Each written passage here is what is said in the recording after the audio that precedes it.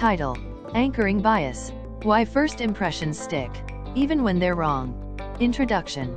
Have you ever judged something too quickly, like a price, a person, or a situation, and then found it hard to change your mind afterward? That's not just stubbornness. It's something your brain automatically does. It's called anchoring bias, and it can mess with your decisions without you even realizing it. Today, we're breaking down how this sneaky mental shortcut shapes your thoughts, and how to protect yourself from it. What is anchoring bias? Anchoring bias is a cognitive bias, where we rely too heavily on the first piece of information we receive, called the anchor, when making decisions. Even if the anchor is random or irrelevant, it sticks in our mind and influences everything that comes after. For example, if someone tells you a jacket costs $300 but it's on sale for $150, you're more likely to think it's a good deal.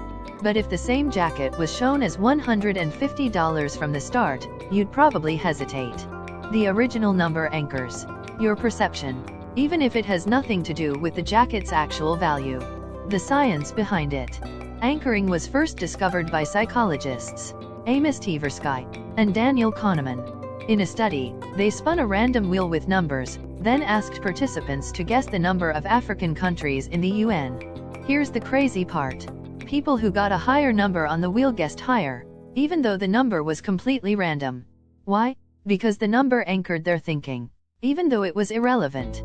Our brains love shortcuts, and anchoring is one way to speed up decision-making. But it comes at a cost. Real-life examples. Shopping.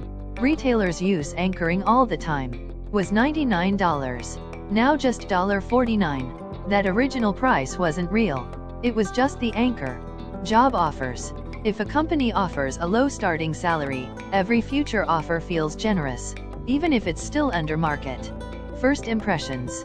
When you meet someone, your first impression anchors how you interpret everything they do, even if they change over time. How to beat it? Be aware. The first number or impression you see isn't always meaningful. Pause and question it. Compare more. Don't settle on the first option.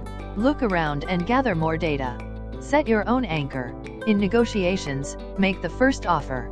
You can influence how others perceive value. Conclusion. Anchoring bias shows how much power firsts have in our minds, even when they're wrong. But now that you know how it works, you can break the illusion and make smarter, more objective decisions. Like, share, and subscribe for more psychology that blows your mind and helps you master it.